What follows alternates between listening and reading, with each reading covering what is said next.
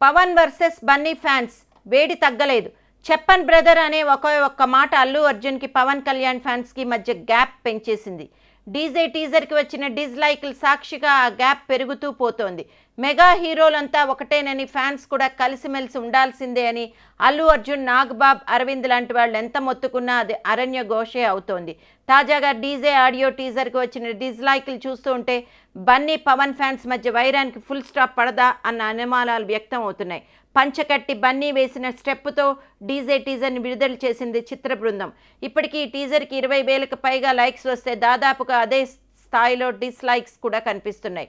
ఈ అంకెల్ దిల్ రాజు అండ్ కోకి తలనొప్పి తెప్పించే వ్యవహారంలాగానే కనిపిస్తోంది. కామెంట్లను ఒకసారి పరిశీలిస్తే అవన్నీ అల్లు అర్జున్పై పగబట్టిన వాళ్ళు కామెంట్ లాగే కనిపిస్తున్నాయి. ఇదంతా పవన్ ఫ్యాన్సే చేస్తున్నారని చెప్పలేం. సందట్లో సడేమియాల నాగ్ మెగా ఫ్యాన్స్ కూడా దూరిపోయి పవన్ బన్నీ ఫ్యాన్స్ మధ్య దూరానికి ఇతోధికంగా సాయం చేస్తున్నారని అనుకున్నా తప్పులేదు. టీజర్లకే ఇంత నెగిటివ్గా స్పందిస్తుంటే ట్రైలర్కి, పాటలకి ఏం చేస్తారో. డీజే సినిమా విడుదలైనప్పుడు నెగిటివ్ టాక్ని పనిగొట్టుకుని ప్రచారం చేస్తారేమో అని అల్లు అర్జున్ ఫ్యాన్స్ భయపడుతున్నారు.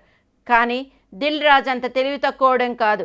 పవన్ ఫ్యాన్స్ని ఎలా దారికి తెచ్చుకోవాలో తనకు బాగా తెలుసు. పైగా దర్శకుడు హరీష్ శంకర్ పవన్కి వీరభక్తుడు.